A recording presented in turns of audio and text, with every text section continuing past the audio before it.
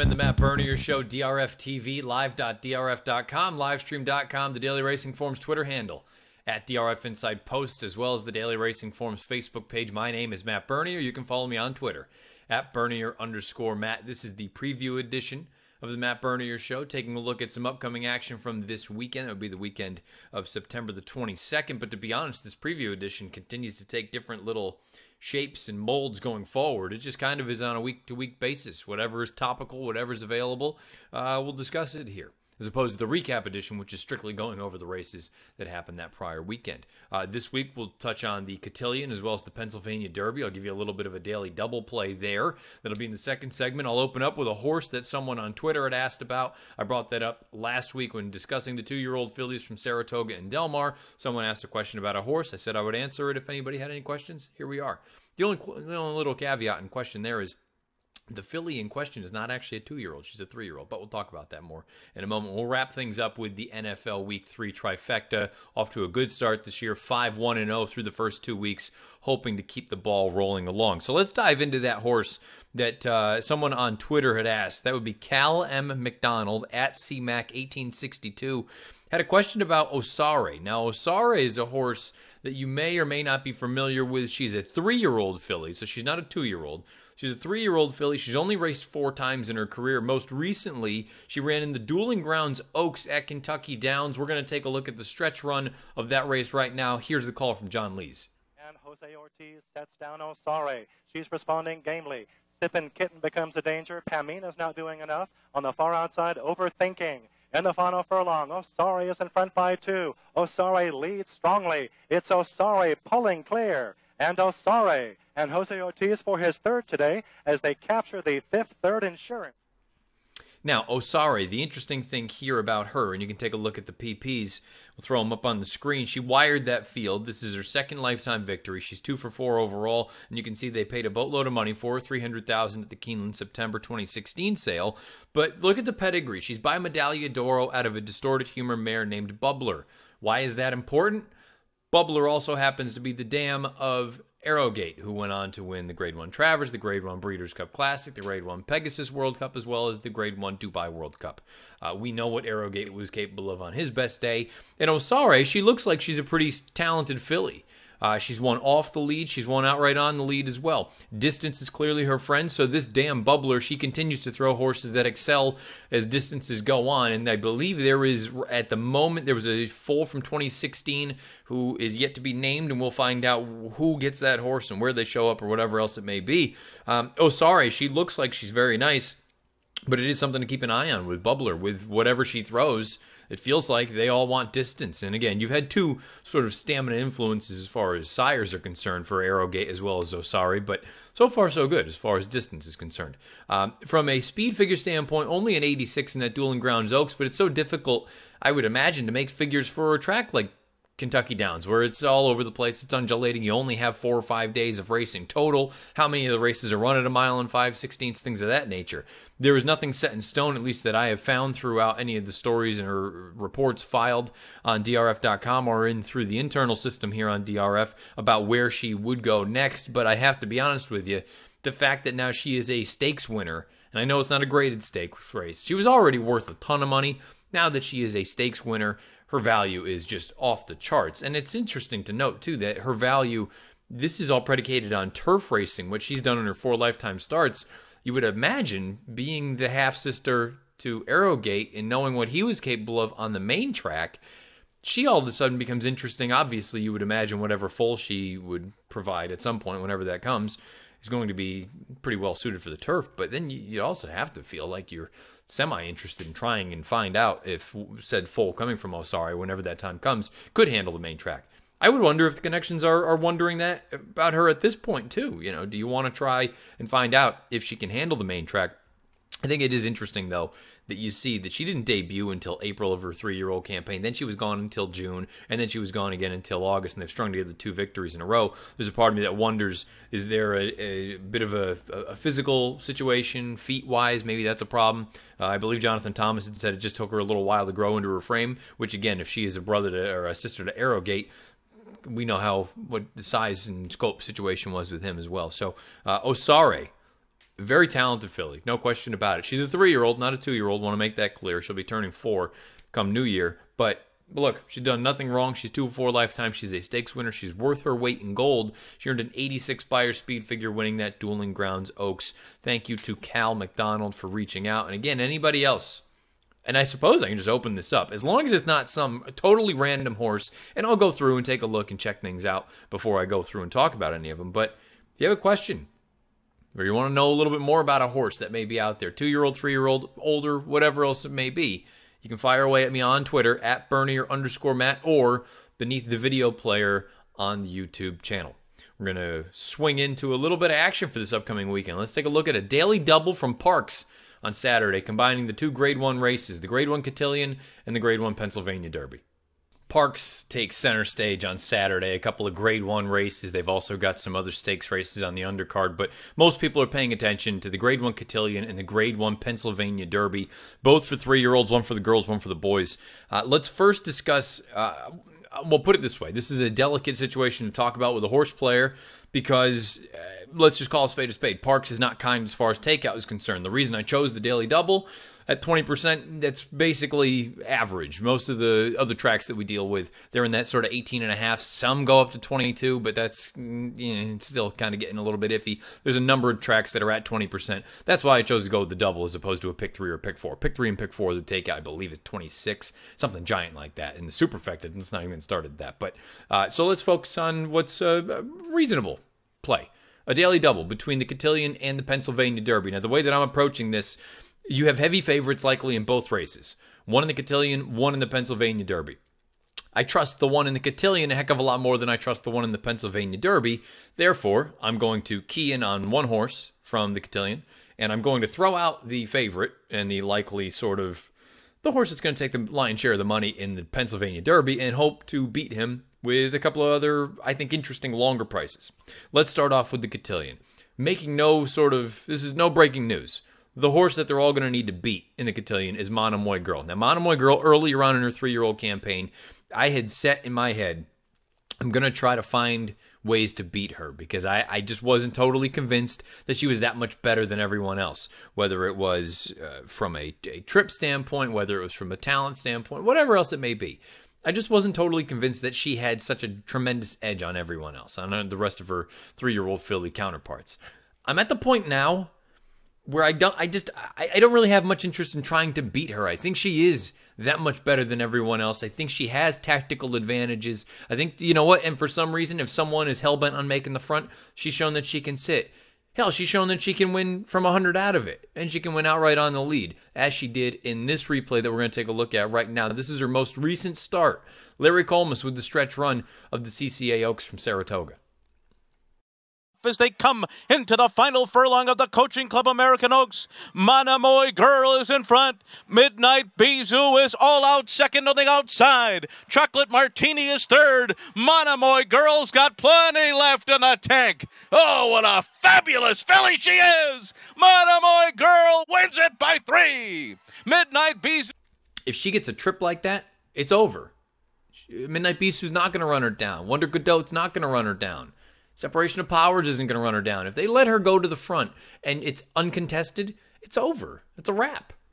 And I suppose if you want to have any sort of concerns, or if there are concerns, perhaps it's because this is the race to get to the Breeders' Cup Distaff, but I just think that she's going to be ready to go. There's $1 million on the line. The likelihood of her being short and not totally cranked up, I think is slim and none. I think she's way the horse to beat. I don't have any interest in trying to beat her. She's going to be my single and my key in this daily double play. That leads us into the Pennsylvania Derby. Now, I'm not going to show you any replays. I'm just going to sort of speak about this broadly. I'm going to try to beat McKinsey for a few different reasons. I think McKinsey is very, very talented. I think he's very strong. The layoff doesn't concern me because it's Baffert. Baffert has done this in the past, and he's had great success doing it. He's had success shipping into Pennsylvania. Parks is really a spot where his horses have flourished. Think of a horse like Bayern. He's the first one that comes off the top of mind. West Coast won the Pennsylvania Derby last year. This is the kind of race, though, where he's going to take a ton of money and off of a long layoff at 1 1/8. That's really the thing for me. And I think a lot of people, if you are trying to knock the horse, it's not because of ability. And realistically, it shouldn't be because of the layoff. I think it should be the distance. he's going to prove that 1.125 is actually something that this horse wants. You look at that pedigree at face value, it should be okay, but he was getting drifty at the end of his most recent start, and that was all the way back in March at 1.16 miles. I wonder if he has to go that extra 16th of a mile. Is that necessarily going to be best suited for him as opposed to some of his other horses and foes that he's going to have to face? The other horse that's likely to take a fair amount of money in here is Hofburg. Now, I think Hofburg, talent-wise, I've said this pretty much all year. I think Hofburg is pound for pound about as talented as any other 3-year-old from this generation. Maybe with the exception of Justify, but I don't think Hofburg was miles behind Justify. The problem with this horse, as impressive as he was in the Curlin over a sloppy sealed track, and I know that's going to be a bit of a caveat and an asterisk for a number of people, he got sick afterward and he missed the Travers. Which, okay, it is what it is. It happens. And now you reroute and you point to the Pennsylvania Derby. All of a sudden he shows up with blinkers on here.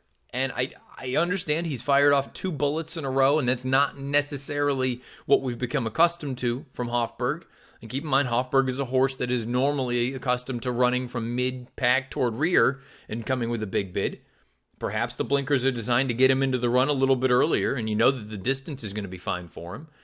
But again, at a short price, if it ain't broke, don't fix it. That's sort of the approach, the mindset that I have with handicapping and with just other things in general. If it ain't broke, why bother trying to do anything? If it's working, go on with it. So clearly, there's something there. At a short price, I think he's a major contender in here, but I don't want him as far as this play is concerned. Because again, you got to continue to go back to the fact that if I'm going to key Monomoy Girl, I don't really have much interest in playing a Monomoy Girl McKinsey or a Monomoy Girl Hofburg double, which I'm going to have to punch for $100 to get anything out of it. There are 4 other horses, though, that I am much more interested in using, and we'll find out. Are they the likeliest win contenders in here? No, not at all. But I think they are the ones that could possibly, if they were to win, you could still get a little bit of value having Monomoy Girl in that first race in the Cotillion. So, right in order, and I'm just going in post-position order. The 3 Instilled Regard, if you have not watched the DRF Bets Race of the Day video for the Pennsylvania Derby, it's Saturday's Race of the Day, go on over and do so. You'll hear all the details about why I like Instilled Regard.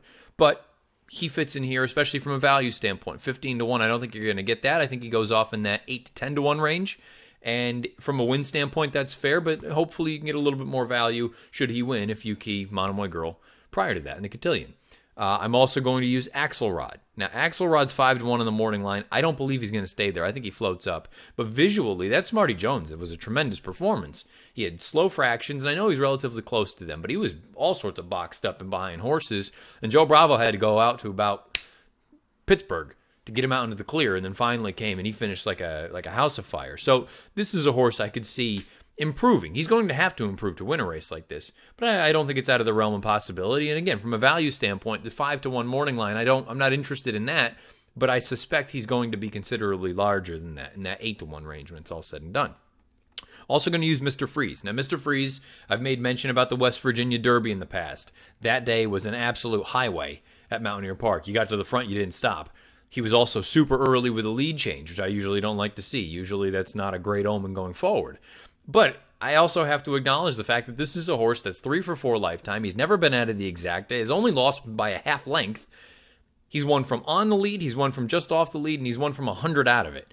He's versatile, and there's a real scenario where maybe he's just a very, very good horse. And you know what? He has the highest last out buyer in the field with a 102, highest last out raw time form US rating in the field with a 125 at 12-1, and I think he's probably going to be at least, I don't think it'll be any lower than 8, put it that way. I think you're living right in that 8-12-1 range. I would want to use him as well because I think there's just an off chance that he is one of the more talented 3-year-olds, and maybe he was just a little bit of a late developer. The other one that I want to use is Bravazzo. Now, Bravazzo, to me, he's probably still best used underneath, but I think he may be coming up on a career best effort from him for Wayne Lucas because I thought that Travers was sneaky awesome. On the far turn, it looked like he was going to run up the track. He might run last. And all of a sudden, he rallies on again. Luis Saez stays pushing along. And he comes with a serious late bid. A 1.125, I think that's not going to be a problem for him. I like everything about him. He just shows up and runs. He's a rock-solid racehorse. He's very likable. I know a lot of people earlier this year, Bravazzo. If you don't like him Look, I get it. From a betting standpoint, he is not the likeliest winner. I think 6-1 is an underlay, if we're being honest. But at the same time, I don't know. I just think I think he might be coming up on a best effort here. And I know he's gone out 13 times. His career best fig's a 97.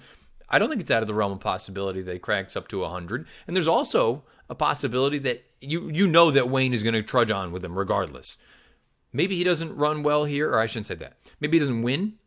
But even if he runs second, third, or fourth, they're probably going to go on to the Breeders' Cup Classic. And he's run well enough at Churchill Downs. It was over a wet track.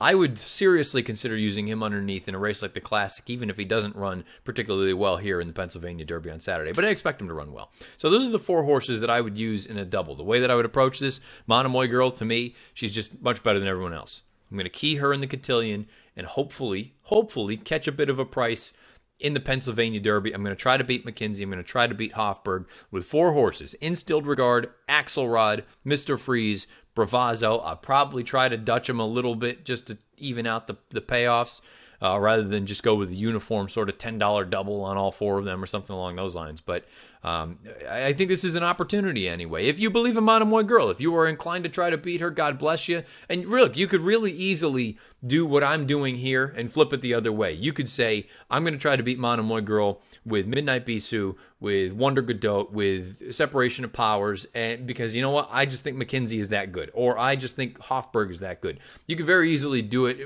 a number of different ways. The way that I'm approaching it, Monomoy Girl is just far superior, and I'll try to upset the apple cart here in the Pennsylvania Derby with 4 horses. If you actually want my pick, you're going to have to watch Out of the Gate or the stakes preview for the DRF Bets race of the day, the Pennsylvania Derby. We're going to go on to football. Like I said, 5-1 so far, off to a hot start. Let's try to keep the ball rolling. NFL Week 3 Trifecta. Button things up here on the preview edition with the NFL Week 3 Trifecta. Again, 5-1-0 year to date. Hopefully things continue to roll along here. We'll kick things off with a team on the road that I like. The Broncos at the Ravens. The Broncos are catching 5.5 points.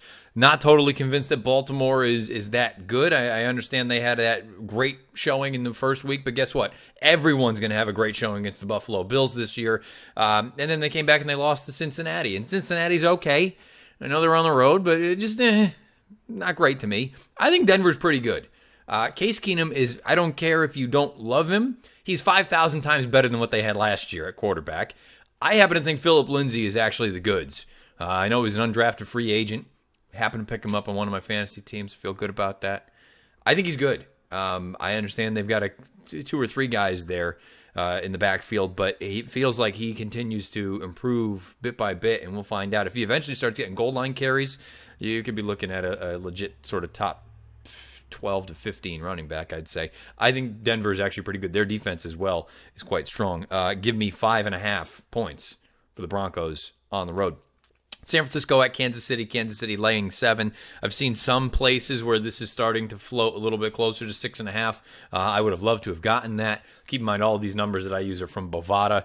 I think Kansas City is the real deal. Their defense is atrocious. There's no question about that. But Pat Mahomes, small sample size. We always talk about it. Same with racing. Small sample. You see a 2-year-old that's gone out twice and is throwing up these giant gaudy numbers. Don't go over the top and say that they're going to be the next best great thing. Mahomes looks pretty damn good so far through 2 weeks. 10 touchdowns. I believe he's the only quarterback to ever have 10 touchdowns through 2 weeks, through the first 2 weeks of a season. He looks good. That team is just loaded with offensive weapons, whether it's Kelsey, whether it's Hill. I mean, Kareem Hunt hasn't done anything yet. That's scary. Sammy Watkins, I've never loved him, but he's just a guy now. You can throw him out there, and he's going to go for 75, 100 yards, something like that. Again, that defense is god-awful, but I think San Francisco is pretty bad. Jimmy G, always going to hope that he does well, but I don't think that team is all that good. I just think Kansas City is much, much better. Give me Kansas City minus the 7 at home in their first home game of the season. And then the Steelers at the Bucks on Monday night. The Bucks catching 1.5. The Steelers are a hot mess right now. It's really the only way you can put it. Le'Veon Bell, we already know what that situation is, but Antonio Brown is being a dummy.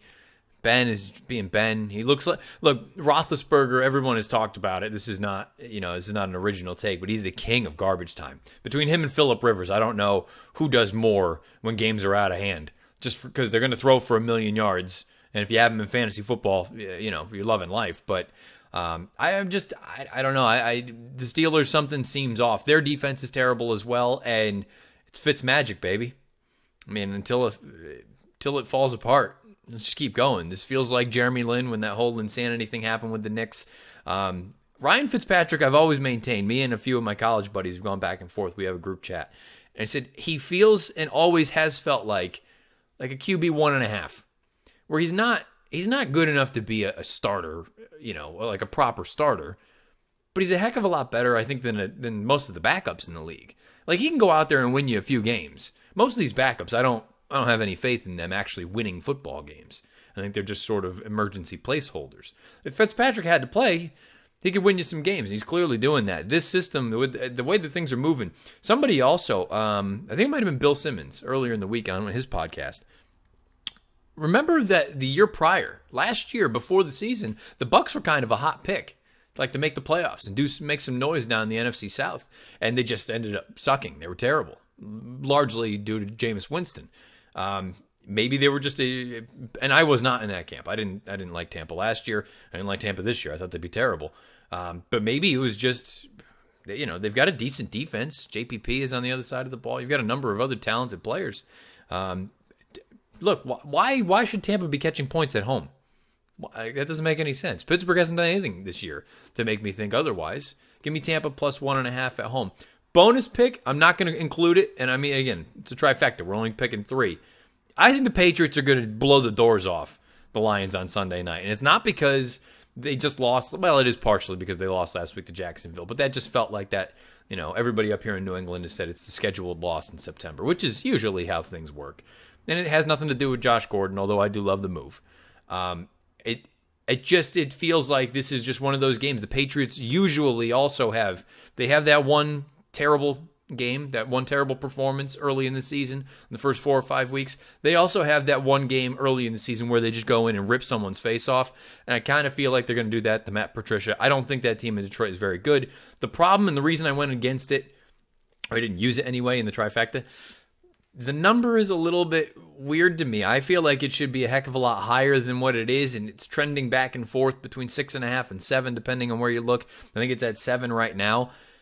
I just, their defense also didn't look great last week, and I know Blake Bortles played very well, but he's still Blake Bortles until he proves otherwise. So that would just be, you want to throw in an extra little piece, that would be Sunday night. I would take the Patriots minus 7. But the real trifecta for week 3, Broncos plus 5.5 at Ravens, 49ers at Chiefs, Chiefs minus 7, Steelers at Bucks, Bucks plus 1.5, Broncos plus 5.5, Chiefs minus 7, Tampa Bay Buccaneers plus 1.5. There it is, the Week 3 NFL trifecta on the preview edition of the Matt Bernier Show. Questions, comments, concerns, fire away at Twitter, on Twitter, at Bernier_Matt, or beneath the video player on the YouTube channel. Speaking of the YouTube channel, if you've been listening live, thank you for doing so. Live.drf.com, livestream.com, Daily Racing Forms Twitter handle, at DRF Inside Post, or the Daily Racing Forms Facebook page. Most of you listen to the podcast, though. YouTube, SoundCloud, iTunes, video.drf.com, as well as Spotify. If you're over on YouTube, click that subscribe button. Give us a thumbs up. If you're over on iTunes, write us a review, or write us a rating. I was right the first time. Write us a review. Give us a positive rating. Always appreciate those sorts of things. And as I said at the top, when we went over Osari, you have questions about horses, you have just a general inquiry. If it's a totally random oddball horse, I may not talk about him here on the pod, but if it's a horse that I think could be interesting in some fashion, then yeah, I'll go and do a little bit of a dive and see what we get. So again, thanks y'all for listening. Hopefully you have a good, successful weekend. Maybe you use that daily double between the Cotillion and the Pennsylvania Derby to your advantage. If not, that is entirely up to you. That's what the game is all about, handicapping and finding value. Until I come back with the recap edition at the beginning of next week, good luck however you play, whatever you play, wherever you play. This has been the preview edition of the Matt Bernier Show.